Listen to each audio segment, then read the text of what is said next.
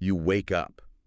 Like before your eyes even fully open, before you can consciously even articulate who you are, there's that sound. Oh, the alarm, that sound. Like that jarring mechanical shriek. And instantly, before your feet even hit the floor, you were just gripped by this low-level humming anxiety. It's the reality for an overwhelming majority of humanity. It really is. It's a visceral, deeply uncomfortable way to begin the daily cycle. Yeah, and so you reach for a device, you blink against that harsh artificial light, and you open a financial app. You're basically holding your breath, right? Just hoping a transaction clears so you can survive the passage of the coming days. Biologically speaking, you are thrust immediately into a state of acute defense right there. I mean, your nervous system is flooded with stress hormones before you have even drawn a conscious breath. Exactly. And the sequence just accelerates from there. You rush out the door, you merge your vehicle into an endless tide of traffic. You're gripping the steering wheel with such intensity that your knuckles are white. It's completely braced for impact. Right. You get deeply frustrated by another driver cutting you off, your heart rate is spiking, your jaw is clenched, and you haven't even arrived at your destination yet. And when you finally do step through the doors of whatever obligation awaits you, you feel this immense, crushing weight. Like you absolutely have to break your back, right? That you must grind ceaselessly, basically pushing a massive boulder up an impossibly steep mountain just to justify being alive. What is truly fascinating and honestly deeply tragic is how universal that specific sequence is. We just accept this immense friction as the unalterable baseline of human existence. We really do. The exhaustion, the conflict, we consider it entirely normal.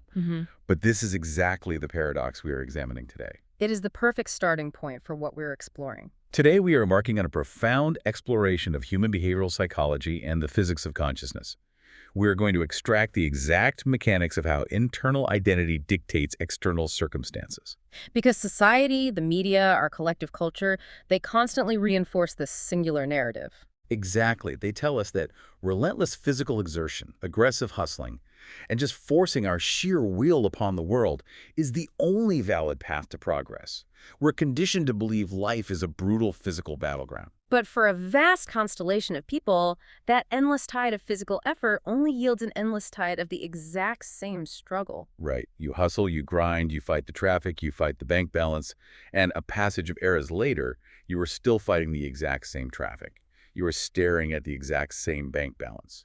So why does forcing the physical world rarely, if ever, actually change our fundamental reality? Well, that is the ultimate question of human existence, isn't it? And the answer requires a complete, radical inversion of how we understand reality itself. A complete inversion, meaning we have it totally backwards. Completely backwards. We operate under this intense, deeply ingrained illusion that life is happening to us. Like we're just victims of circumstance. Exactly. We believe the traffic, the fluctuating bank balance, the difficult colleagues, that these are external autonomous forces imposing themselves upon our lives. Right. But when we look at the foundational principles of consciousness and quantum reality, we discover a radically different truth. We do. The physical world, the events, the numbers on a screen, the frustrating drivers, it is merely a delayed echo. It is a secondary reality. A delayed echo. I love that phrasing. It's the most accurate way to describe it. The primary reality is internal consciousness. Life is not happening to you. Life is happening through you. A delayed echo. I mean, that phrasing alone shifts the ground beneath our feet. We're basically treating the echo as if it's the original sound. Yes. We are yelling at the echo. We are trying to wrestle the echo to the ground, trying to hustle and manipulate it into changing its tune. And fighting an echo is a profound, tragic waste of vital energy. The physical reality confronting you in this exact present moment is nothing more than the shadow of your past assumptions. Your past emotional states, your past internal dialogues. Precisely. If you want to change the shape of the physical shadow, you cannot achieve it by manipulating the shadow itself. That's a physical impossibility. You absolutely have to change the object casting the shadow. Exactly. So our mission today is to completely unravel these mechanics.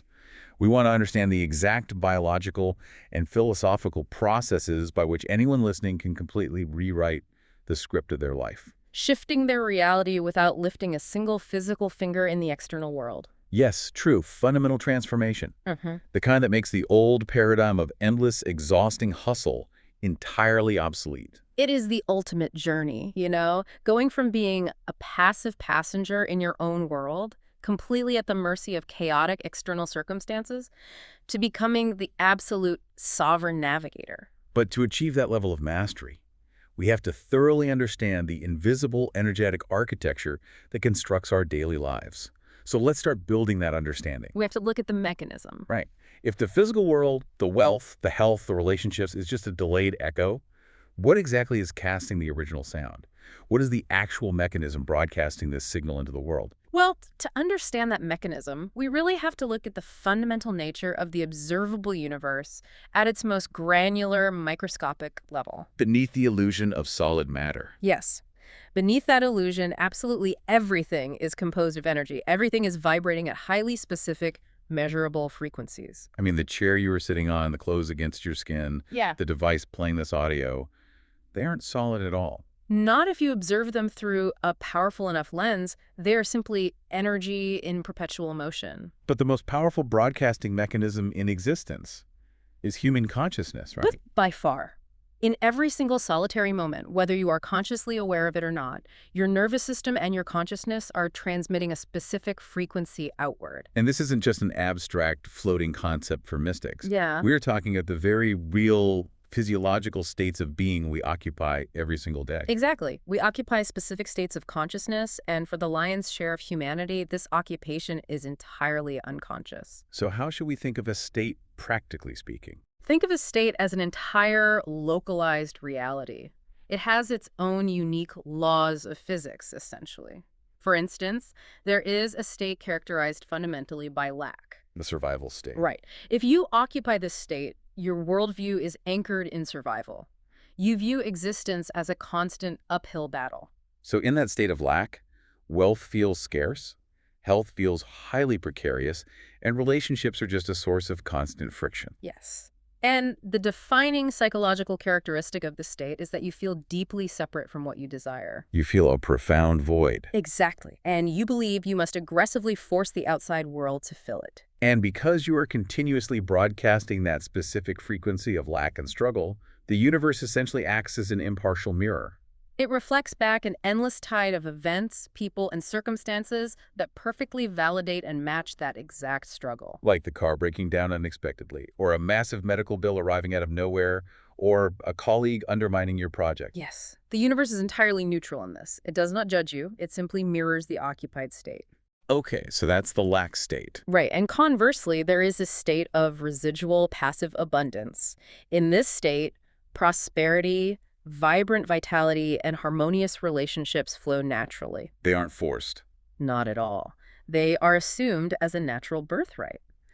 And both the state of lack and the state of abundance are equally valid in the eyes of universal mechanics. They both possess their own immense gravitational pull. Exactly. They effortlessly attract matching people, matching events, and physical conditions. Okay, I understand the concept of states, but I need to play the skeptic here for a minute. Please do. Because I can hear someone listening to this right now thinking, all right, if it's just a frequency, if it's just a localized some state of consciousness, why can't I just simply choose a new frequency right this second? That is the natural next question. Right. Why can't I just decide to be in the state of abundance right now and instantly be sitting on a pristine tropical beach with a mountain of unassailable wealth? If it's just an echo, why is there a delay at all? That is a brilliant challenge. And it brings us to a foundational principle of universal mechanics, often referred to as the law of correspondence. As within, so without. Exactly. The macrocosm reflects the microcosm. You can indeed choose to broadcast a new frequency, but you cannot tune a broken, highly unstable instrument and expect to broadcast a clear, beautiful symphony. So you can't just flip a switch if the wiring is faulty. Precisely. The inner environment, your nervous system, your deeply held beliefs, your somatic responses, all of that must completely stabilize before the outer physical environment can accurately reflect it. So it's not about just repeating positive affirmations while your body is internally screaming in sheer panic. Not at all. When people try to instantly change their reality intellectually, they are often just pasting a temporary, shallow thought over a deeply entrenched, highly reactive nervous system response. It's like putting a Band-Aid on a broken leg. Yes. You must embody the new frequency entirely. The physical relocation to the beach or the sudden financial windfall is merely the physical byproduct of a profound, stabilized internal shift. The external manifestation is never the primary goal. It is the unavoidable symptom of the internal change. Exactly. You mentioned the nervous system earlier, and I think that's the missing link for a lot of people. Yeah, how do these states actually manifest biologically in the body? We need to look at the somatic, physical sensations. Because the physical body is the very first mirror of your internal frequency. So when you are occupying the state of lack, how does it physically feel? Well, it feels like a profoundly tightened chest, shallow, restricted breathing. Right. It feels like your shoulders are carrying immense physical weights. Biologically, your sympathetic nervous system is highly activated. You are just flooded with cortisol. You are. Your biology is perfectly reflecting a consciousness of acute survival and imminent threat. Your peripheral vision actually narrows. You are literally bracing for an attack. I know exactly what you mean. It's that horrible sinking feeling when you look at an unexpected, massive expense and your stomach just drops into a bottomless pit. Yes, your entire physical vessel contracts defensively. That violent physical contraction is the biological signature of the frequency of lack. Okay, so contrast that with the physical sensation of the state of abundance. Well, even if the external bank account hasn't changed by a single fraction yet, what does the feeling of absolute wealth and security feel like? Expansive. It feels Yeah. incredibly expansive. The breathing naturally slows down and deepens into the diaphragm. The chest opens up. There's this profound, undeniable sense of being entirely unburdened, a feeling of deep safety, knowing that absolutely all needs are perpetually met. Your parasympathetic nervous system engages. Yeah. You are in a state of rest and optimal function. Exactly. If you want to change your physical reality, you have to stabilize that expansive biological feeling first. The internal soil must be meticulously conditioned. You are conditioning the internal soil so the seeds of reality can actually take root. But let's be incredibly realistic and honest here. Maintaining an internal feeling of expansive wealth, breathing deeply and feeling unburdened while you are physically staring at a completely empty bank account or holding a literal eviction notice in your hands that feels like sheer psychological madness. It does. Our logical brain screams that we are being delusional. Right, like we are ignoring a literal fire burning in our living room. And that profound friction leads us perfectly into the great battle of human consciousness, the battle between the two distinct types of control we all wrestle with. This raises an incredibly important question about where true power actually resides in the human experience. We are talking about the vast difference between objective control and subjective control. Understanding this specific distinction is the master key to everything we are exploring today. So let's break those down clearly for the listener. Objective control is essentially the default operating system for the overwhelming majority of humanity, correct? It is the absolute default. Objective control is the practice of allowing external physical circumstances to completely and utterly dictate your internal, emotional, and biological state. So your internal reality is entirely controlled by objects and events outside of you. Yes. A professional proposal gets rejected, and instantly your internal state plummets into feelings of worthlessness and inadequacy. Or a physical ailment flares up, and you immediately surrender your consciousness to a state of profound victimhood, fear, and despair. Exactly. Your internal weather is entirely dependent on the external physical environment. If it is raining outside in the physical world, it is pouring rain inside your mind. You are merely a passive passenger reacting to the turbulence. And because we established earlier that the physical world is just a delayed echo of past states, reacting to today's bad news with intense despair just ensures that tomorrow will inevitably bring more bad news. You are caught in an endless, agonizing feedback loop of your own creation. Precisely. Every quiet assumption and every deeply internalized emotion is a seed planted in the fertile soil of consciousness. The physical world we navigate today is simply the blossoming of seeds we planted in the distant past. Right. Therefore, reacting violently to today's physical reality from a state of objective control only replants the exact same bitter seeds for tomorrow's harvest. You are continuously recycling your own miserable history over and over again, and then completely baffled as to why the scenery never changes. It's a tragic loop. So what is the alternative? How do we break this infinite loop of reaction? The alternative and the only true source of human sovereignty is subjective control. True power lies entirely in subjective control. Which is the absolute mastery of maintaining a firm internal conviction, regardless of what the external world is screaming at you. Yes, it is the profound ability to dictate your own internal weather, to command your own nervous system to remain calm and expansive, even in the absolute center of a raging external hurricane. I understand the theory, but I need to push back again here. Go for it. Give me an example of this in the actual physical world. Because saying ignore the bad news is incredibly easy in a philosophical discussion. But doing it when your life is falling apart is an entirely different story. It is vastly different in practice, yes. Right. If an eviction notice is on your door, you can't just subjectively control your way out of being homeless tomorrow. How does this philosophy hold up against acute, immediate physical crises? That is a crucial distinction to make. Subjective control does not mean you ignore the physical actions required to navigate an acute crisis. Okay. If there's a fire in your living room, you physically carry water to extinguish it. You pack your belongings if the eviction is inevitable.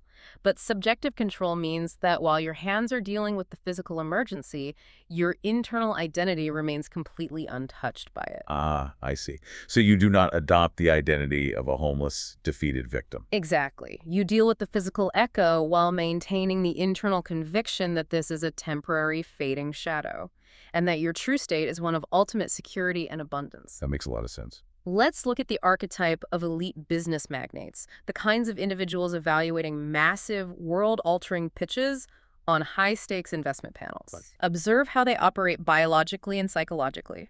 They do not allow external market panic or temporary economic downturns or an entrepreneur's frantic energy to alter their internal identity. They possess an unshakable, deeply stabilized internal conviction of their own wealth and inevitable success. Yes.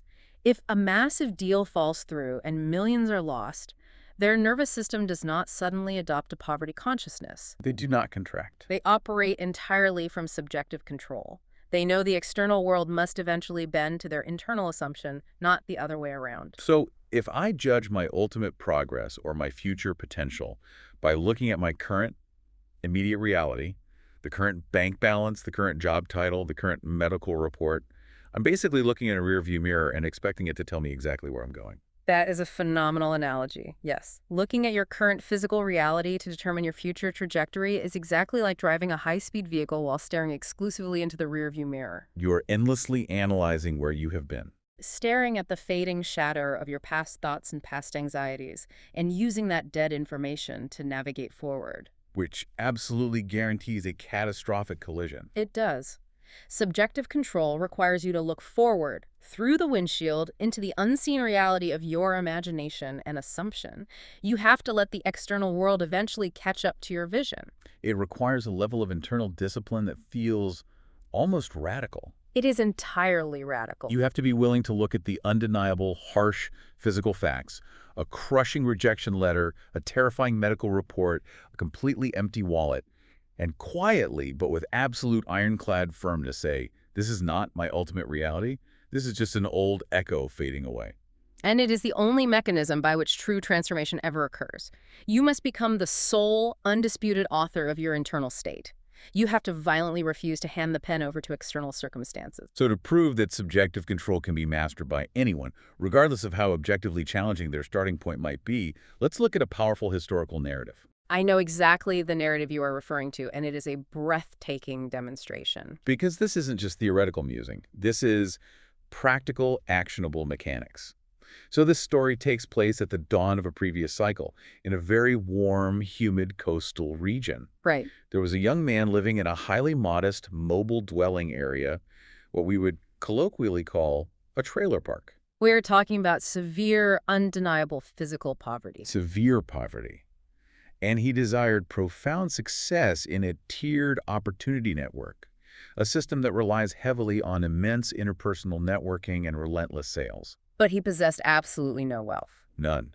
His objective reality was as bleak and restrictive as it gets. He didn't even own basic professional clothing. The poverty was so acute that a mentor of his, a figure operating in elite athletic spheres, actually had to take him to a clothing shop. Just to purchase a single basic suit for him so the young man could look presentable in a business setting. We really must highlight the sensory details of his objective reality. Everything around him, the cramped metallic walls of his environment, the worn fabric of his everyday clothes, the pervasive financial anxiety of his peers, it was screaming a frequency of severe lack. His nervous system was completely surrounded by physical evidence of failure. Exactly. Now, here is the turning point.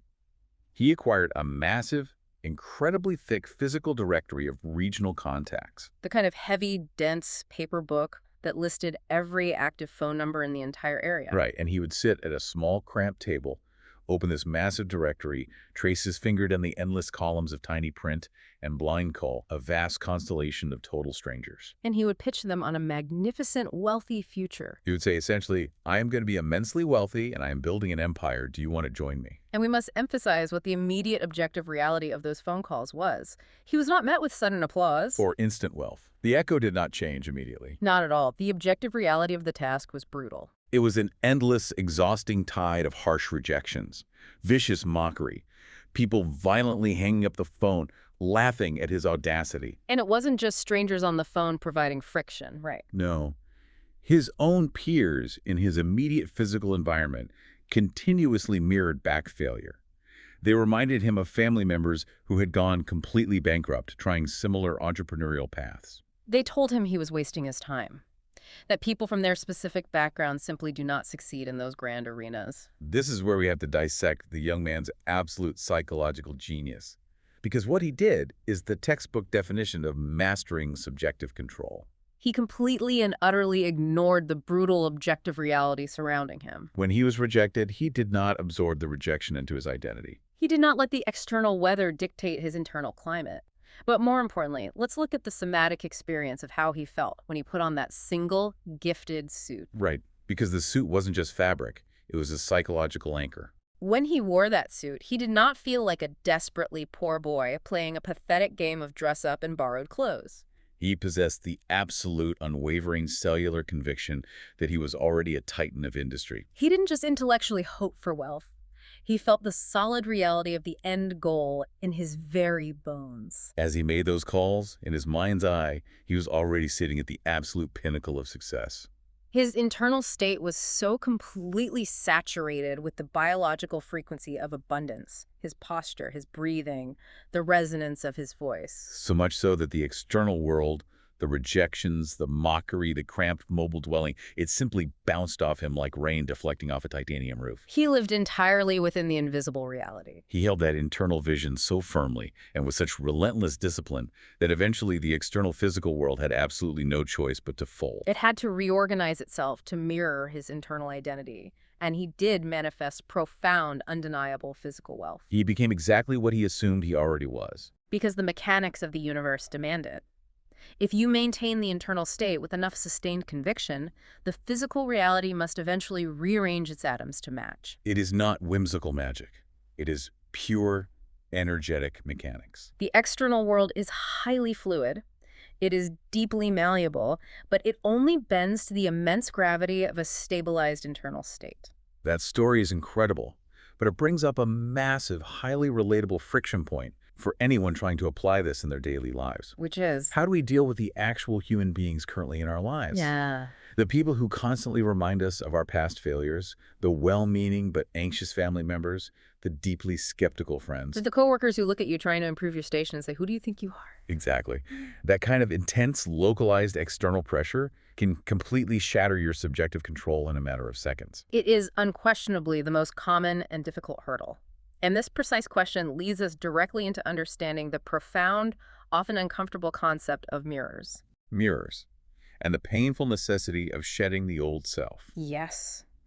Let's define these mirrors clearly. Because when we talk about the people in our lives, our default is to view them as completely independent agents randomly acting upon us. Right, but what is truly fascinating here is how we must radically reframe our entire conception of social reality. The individuals in your life, your demanding coworkers, your anxious family members, your romantic partner, even the aggressively random stranger who cuts you off in traffic. They are not random, chaotic variables. No, you can conceptualize them essentially as stick figures drawn onto the canvas of your localized consciousness. Now, to be completely clear, this does not mean other individuals lack their own complex consciousness or sovereign agency. That is a dangerous solipsistic trap. We aren't saying that at all.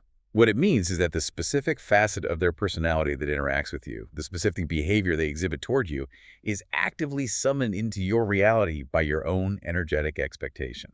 They are placed in your immediate path to reflect back to you exactly how you have subconsciously felt about yourself up to this exact present moment.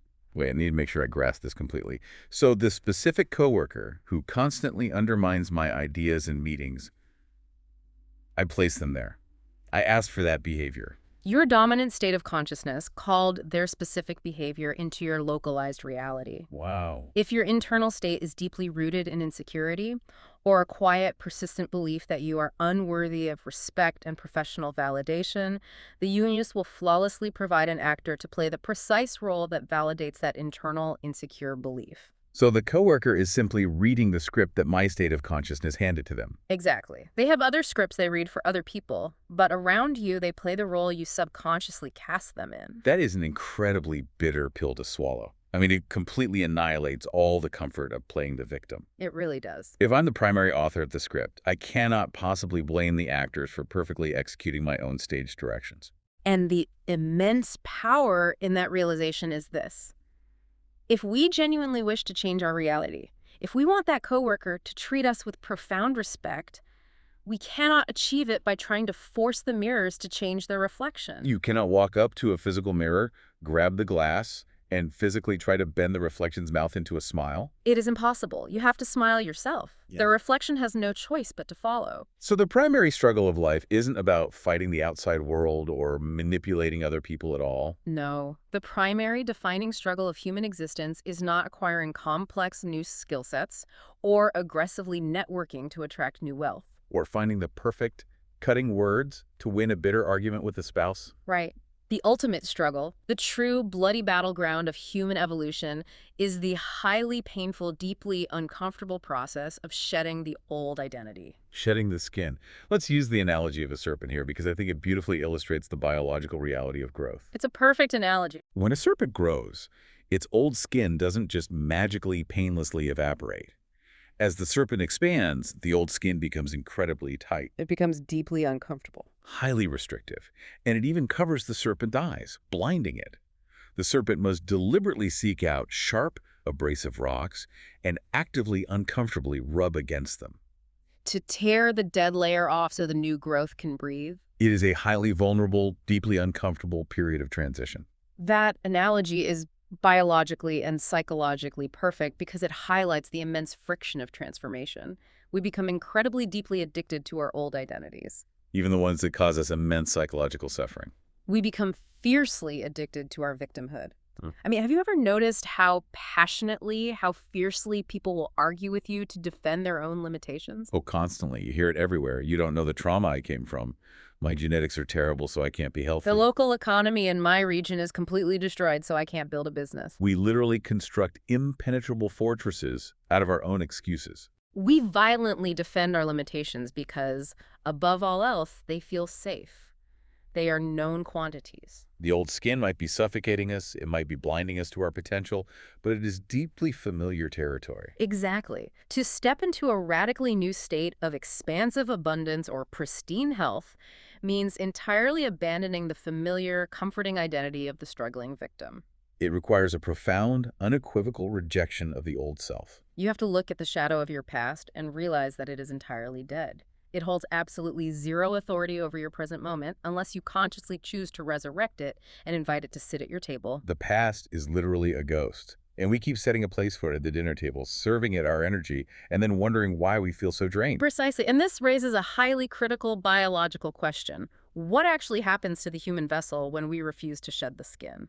Right. What happens when the deeper consciousness desperately desires expansion, but the terrified ego desperately clings to the old, comfortable identity of lack? Because the pressure has to go somewhere. It can't just vanish. It internalizes. It does. When we refuse to shed the skin, internal psychological and biological pressure builds exponentially. This intense internal resistance very often manifests as systemic physical distress. The biological body actually reflects the mind's stubborn refusal to grow. Avenues of vital energy become physically blocked. The sheer relentless exhaustion of trying to hold back the immense tide of your own potential manifests as mysterious illnesses. Chronic, unexplainable fatigue. or deep, pervasive psychological unrest. Your body is biologically screaming at you that the old skin is too tight and is cutting off your circulation. I think an overwhelming majority of people listening can deeply identify with that exact feeling of tightness. That pervasive, heavy feeling. Feeling that they are vastly outgrowing their current life, but they are absolutely terrified to let go of the known. It's terrifying. Now, deciding to shed the old self is easy to talk about in a philosophical setting. Yeah. But in daily practice, our logical, waking mind fights it constantly. It is the ultimate ruthless skeptic. It immediately calls us delusional. If I sit in my modest apartment and try to assume the grand identity of a highly successful world-traveling entrepreneur, my logical brain instantly generates a list of 50 highly rational reasons why I am a complete fraud. Oh, without hesitation. So how do we bypass our own internal logic? How do we plant these new, expansive seeds when the internal ground feels frozen solid by deeply rational doubt? This is exactly where we must transition from abstract philosophy to sheer, actionable biological mechanics. We have to thoroughly understand the structure of the brain and how to bypass the internal guardian. The guardian being the conscious analytical mind. Let's break down exactly what that is and why it's so stubborn. Yes. The analytical conscious mind, primarily localized in the prefrontal cortex, operates as a highly vigilant, heavily armed guardian. And its primary evolutionary function is not to make you happy, right? Not at all. Its primary function is biological survival, which means it is hardwired with a profound negativity bias. It constantly references the past to predict and protect against the future. It constantly scans your memory for past limitations, past failures, past rejections, and past traumas to protect you from experiencing that disappointment again. So when you try to introduce a radically new, expansive identity, declaring, I am perfectly, vibrantly healthy, or I am immensely, securely wealthy, Yeah. the guardian immediately cross-references that claim with your past. It finds no evidence, declares the new thought a dangerous delusion, and violently rejects it. It slams the heavy vault door shut.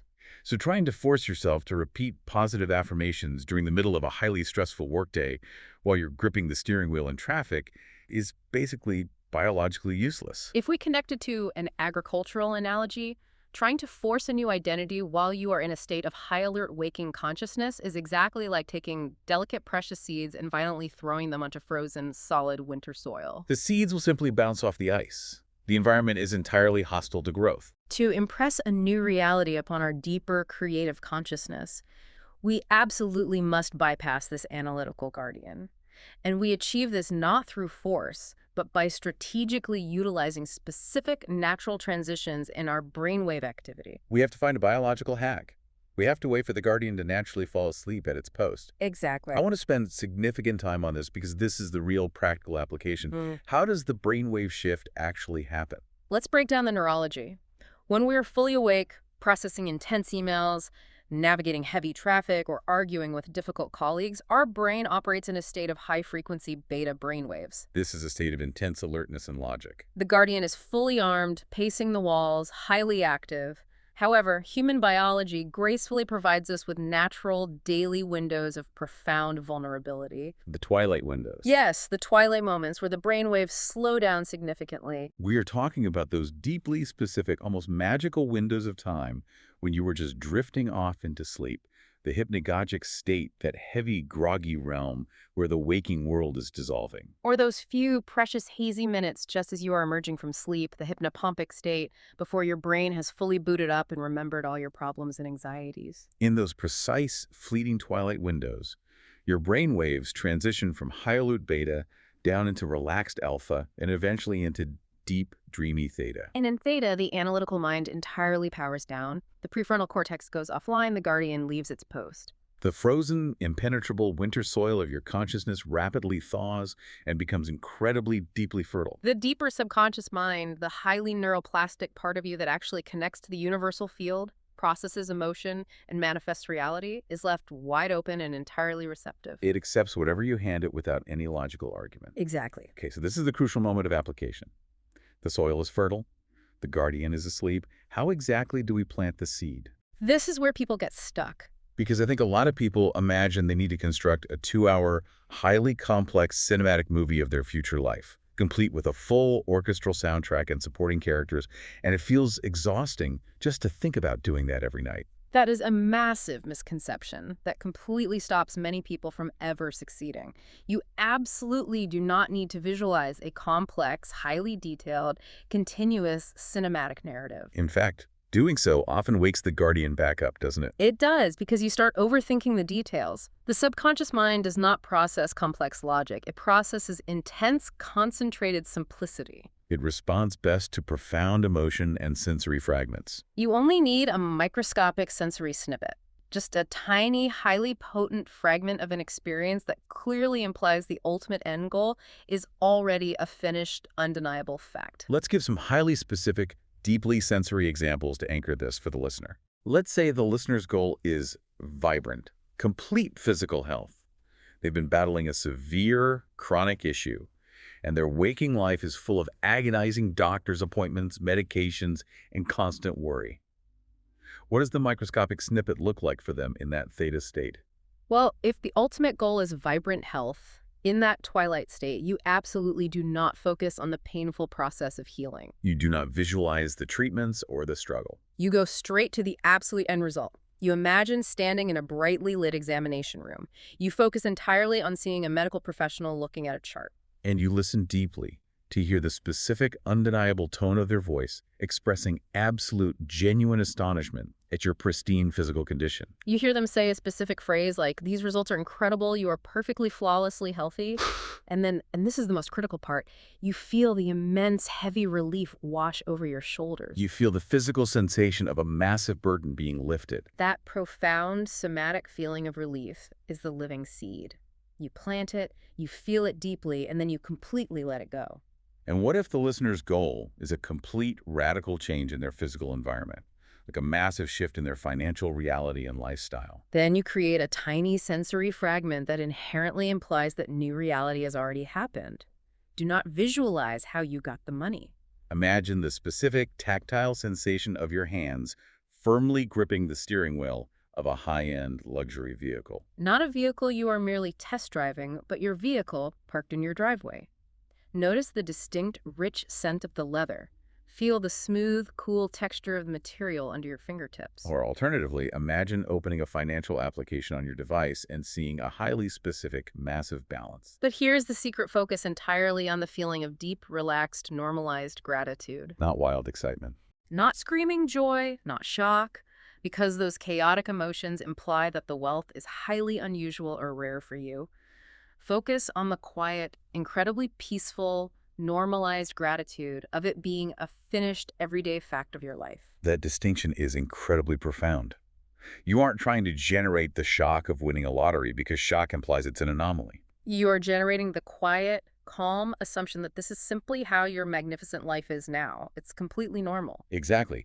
You plant the sensory seed in the fertile soil of the theta state. You feel the physical reality of it through one or two highly specific tactile or auditory details. You bathe it in the warm feeling of calm gratitude, and then you simply drift off into deep sleep. You do not force it. You do not logically struggle with it. You simply allow the deep, restorative rest of the night to naturally incubate the seed. When you lay it out like that, it is almost shocking how quiet, how deeply internal, and how entirely invisible this true practice of transformation is. It is the quietest work you will ever do.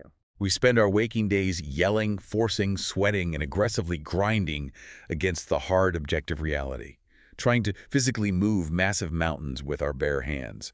We exhaust ourselves fighting the echo. But true transformation, the actual permanent shifting of the physical universe, is done in the total silence of a dark bedroom. In the brief, fleeting space between waking and sleeping, simply by claiming a feeling and letting it take root. It is the ultimate, supreme form of leverage. You are utilizing the very core mechanics of universal creation. You are intentionally shifting the inner state, knowing with absolute unshakable certainty that the outer world, the delayed physical echo, has absolutely no choice but to eventually reorganize its atoms to reflect that new broadcast. Which brings us to a much broader, deeply profound reflection on human potential as we look back over this entire exploration.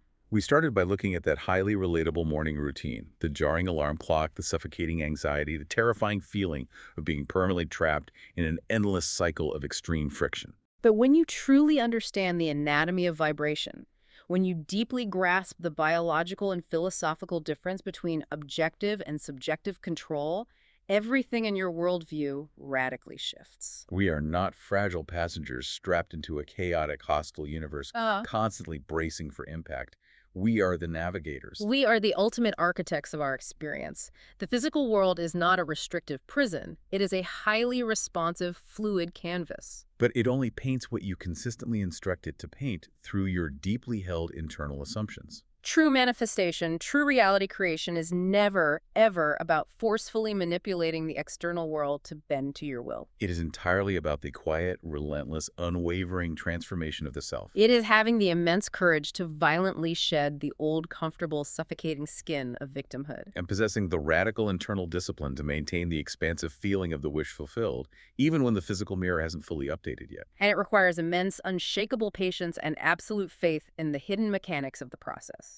You have to know, without a shadow of a doubt, that the seed is rapidly growing underground, gathering vital nutrients, even when the surface of the soil looks completely bare and unchanged to your physical eyes. It does.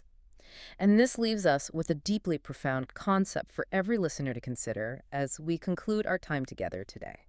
If absolutely every single physical object, every towering building you walk into, every piece of advanced technology you use, and every complex circumstance you interact with today was once merely a quiet, invisible, entirely subjective assumption in someone's mind, then consider the staggering magnitude of your own internal landscape.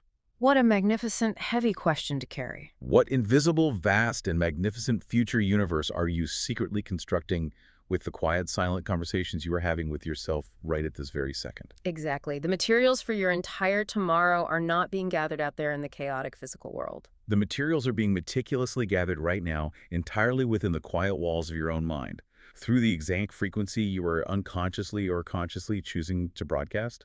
The myriad of stick figures in your life are quietly waiting for their new script. The vast physical echo is waiting for a new original sound. So, choose your inner dialogue with immense care and radical intention, because tomorrow morning, when that jarring alarm clock inevitably sounds, you are not just waking up to a random new day. You are waking up to the exact reality you have already built in the quiet, fertile spaces of your own consciousness.